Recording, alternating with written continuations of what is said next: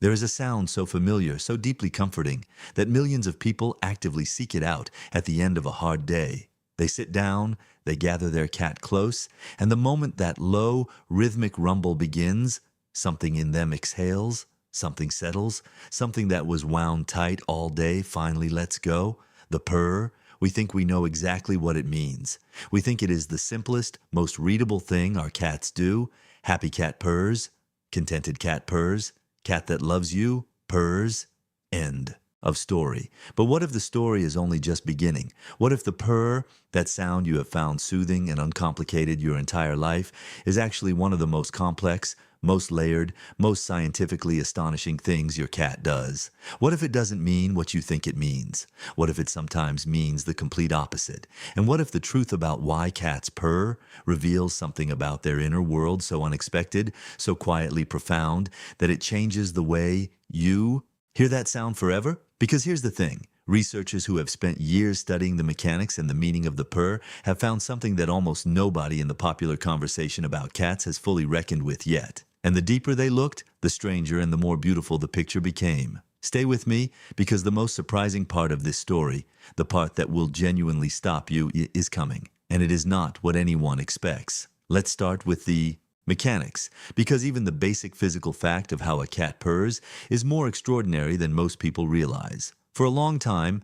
scientists weren't entirely sure how cats produce the purr at all. The sound is continuous. It happens on both the inhale and the exhale, without interruption, which makes it unlike almost any other sound a mammal produces. Most vocalizations happen on the breath out. The purr wraps around the entire breathing cycle, flowing in both directions like a current that never breaks. What researchers eventually determined is that the purr is produced by the rapid, rhythmic movement of the muscles in the larynx, the voice box, dilating and constricting the glottis, the part of the larynx that surrounds the vocal cords, with each breath. This happens at a frequency of roughly 25 to 150 cycles per second, fast enough to produce that continuous, seamless rumble, fast enough that you feel it as much as you hear it, in your hands when you hold your cat, in your chest when it lies against you. And this is where it gets interesting, because that frequency range, 25 to 150 hertz, is not acoustically arbitrary. It sits precisely within the range that scientific research has identified as having measurable effects on biological tissue, specifically on bone density, on muscle repair, on the healing of tendons and ligaments. Exposure to sound vibrations in this frequency range has been shown in clinical research to promote the growth and strengthening of bone, to accelerate the healing of soft tissue injuries, to reduce pain and inflammation in ways that have attracted serious attention from sports medicine researchers. Your cat is, in the most literal sense that science currently supports, a biological healing device, and it has been lying on your chest, vibrating at therapeutic frequencies, your entire life together. Something deeper is happening here than an animal expressing contentment.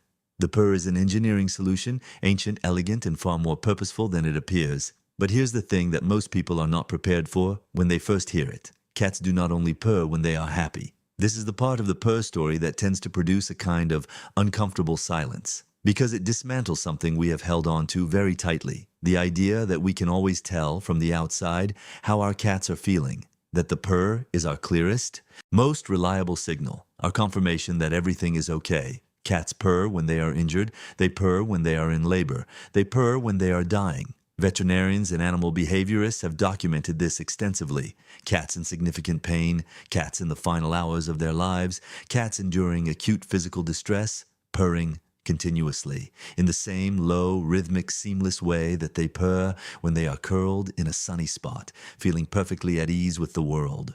When researchers first began taking this observation seriously and asking why, the answer that emerged was both scientifically fascinating and almost unbearably moving. The purr, in these circumstances, appears to be self-directed, self-medicating. When a cat is in pain or in distress, it purrs not to communicate with you, but to treat itself. Those therapeutic vibrations that promote bone healing and tissue repair are not a coincidence. They are the point. The cat's body, in moments of injury, or illness, or extreme stress, reaches for the one tool it has always carried inside itself. It reaches for the frequency, for the vibration, for the physiological intervention it can produce anywhere, at any time, requiring nothing from the outside world. Your cat purrs the way you might breathe deeply, the way you might press your hands against something solid, the way a human body reaches, automatically and without conscious decision, for whatever it knows how to do to bring itself back from the edge. What most owners don't realize is that a purring cat is not always a happy cat. Sometimes it is a cat that is working very hard, harder than you can see, to keep itself okay. And now the story opens into something I want you to sit with for a moment, because this next layer connects everything that came before it in a way that I find genuinely extraordinary. There is a specific type of purr that researchers have identified as different from all the others, perceptibly different. Not just measurably different in a laboratory, but different in a way that human beings respond to instinctively, without being told what they're hearing, without any scientific framing at all. It is called the solicitation purr, and it was identified and studied in depth by researcher Karen McComb at the University of Sussex, who published her findings after noticing something that cat owners had been experiencing for years without having the language to describe it. The solicitation purr is the purr your cat uses when it wants something, usually food, usually at an hour you would prefer to still be sleeping. It is the purr that gets you out of bed before your alarm goes off, the one you cannot quite ignore no matter how determinedly you try, the one that seems to bypass your rational mind entirely and land somewhere older and more urgent inside you. When McComb analyzed recordings of this purr and compared them to regular purring, she found something remarkable. Embedded inside the solicitation purr, woven into the low, soothing frequencies, was a higher frequency acoustic element, a cry-like component sitting at roughly 300 to 600 hertz. And 300 to 600 hertz is, not coincidentally, almost exactly the frequency range of a human infant's cry. Your cat has learned, not through any conscious strategy, but through thousands of years of coevolution with human beings, that there is a sound humans cannot comfortably ignore. A sound that bypasses learned behavior and social conditioning and lands directly in the part of the human brain wired to respond to infant distress. A sound that, when embedded inside something as inherently soothing as a purr, becomes nearly impossible to tune out or refuse. The solicitation purr is not manipulation in any sinister sense. It is coevolution in one of its most elegant expressions. Your cat and your species have been shaping each other for so long, so gradually, that your cat has developed a sound specifically calibrated to move you, not through force, not through drama, through pure, precise, acoustically targeted appeal to the deepest caregiving instincts in your biology. And here is what gets me most about this. It works. Every single time, in nearly every human being who hears it, it works.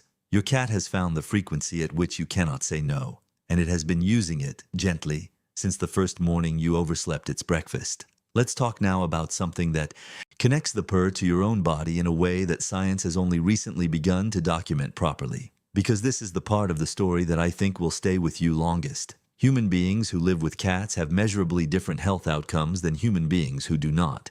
This has been studied across multiple large research populations, and the patterns are consistent and striking. Cat owners have lower resting blood pressure, lower rates of cardiovascular disease, lower incidence of anxiety disorders, measurably faster recovery from stress-inducing events. For years, researchers assumed this was a correlation rather than a cause, that calmer, lower stress people were simply more likely to own cats, that the data was reflecting personality differences rather than the actual effect of cat ownership. But then the purr studies began accumulating, and the picture became harder to dismiss. The same therapeutic frequency range that promotes healing in the cat's own body when it purrs is experienced by any human body in close enough proximity to receive it. When your cat lies against your chest and purrs, you are not just hearing a sound, you are receiving vibration. Your bones and soft tissue and cardiovascular system are being exposed to a frequency that clinical research associates with reduced pain, reduced inflammation, and accelerated healing. You have been receiving low-grade vibrational therapy delivered by a small and completely uncredentialed practitioner every time your cat has settled against you and begun to purr. Something deeper is happening in those quiet moments than comfort, something measurable, something physical. Your cat's body has been doing something to your body, something genuinely beneficial, something that partly explains why the people who share their lives with cats live longer, healthier, and measurably calmer lives than those who don't. Your cat has been taking care of you in ways you were never aware of, in ways that required no decision, No intention, no conscious effort on its part, simply by being near you and running the ancient extraordinary engine that lives inside its chest. So let's return, finally, to that familiar moment. The end of a long day, the sofa, the weight of your cat settling against you, and that sound beginning, low, continuous, seamless, wrapping around every breath like something the air itself is doing. You used to think you knew exactly what it meant. Happy cat. Simple as that. But now you know what you are actually hearing. You are hearing a biological instrument playing at healing frequencies. You are hearing a sound that carries within it the acoustic signature of a cry your nervous system was built to answer. You are hearing something your cat reaches for when it is in pain, when it is afraid, when it needs to bring itself back from somewhere difficult, and something it also offers outward, toward you, in the particular way that only the most bonded cats share. With the people they love most, you are hearing, depending on the moment, comfort or distress or need or therapy or love, or all of those things woven together in frequencies too complex for the human ear to fully separate. The purr was never simple, it was never just one thing. It has always been the most layered sound your cat makes. A living, breathing, vibrating story about what your cat is, what it needs, what it feels, and what it is quietly, continuously, extraordinarily doing for you. The next time you feel that rumble begin under your hand, take a breath with it. Feel it move through you, let it do what thousands of years of evolution designed it to do, and know that in that moment, whatever else is true, your cat is exactly where it wants to be, close enough to reach you, running that ancient engine just for you. That is not nothing. That has never been nothing. That is one of the most remarkable things one living creature has ever done for another. If this story changed the way you hear your cat's purr, share it with someone who needs to know what that sound really means. And if you want to keep exploring the hidden science of your cat's extraordinary world, stay right here. There is always more to discover.